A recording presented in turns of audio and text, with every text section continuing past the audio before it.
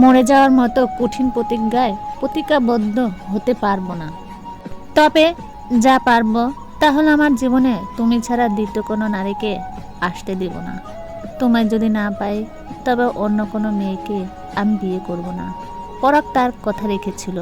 আমি বাস্তবতার সম্মুখীন হয়ে সব ভুলে গিয়েছিলাম। প্রতিজ্ঞা রাখা হয়নি। মা বলেছিল নিতুলকে বিয়ে না করলে মা সুইসাইড করবে। আমি তখন ভয় পেয়েছিলাম, বাধ্য হয়েছিলাম সেদিন বিয়ে করতে।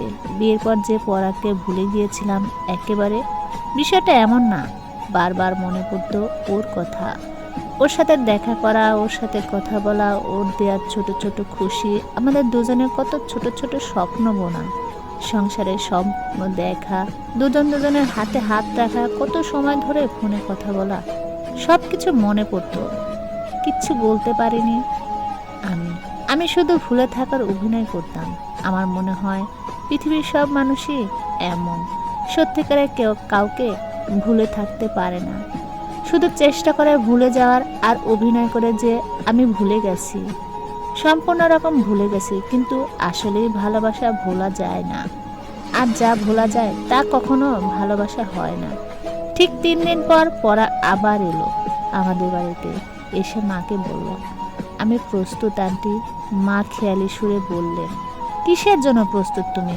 পরাগ সহজ গলায় বলল নিতুকে বিয়ে করার জন্য।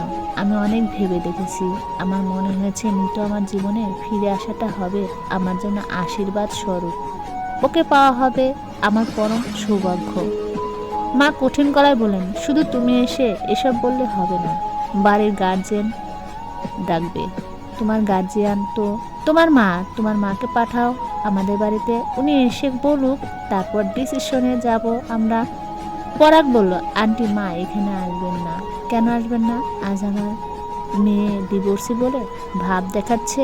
না আন্টি, বিষয়টা তেমন না। মা আগে একবার এসে লজ্জিত হয়ে গিয়েছিলেন, তাই তিনি এখানে আসতে লজ্জা পাচ্ছেন। তবে তাকে আমি রাজি করিয়েছি, তিনি আমার সম্পূর্ণ অনুমতি দিয়েছেন। মা হেসে উঠলেন, হেসে বললেন পরাগ এটা ছেলে খেলা নয় বাবা।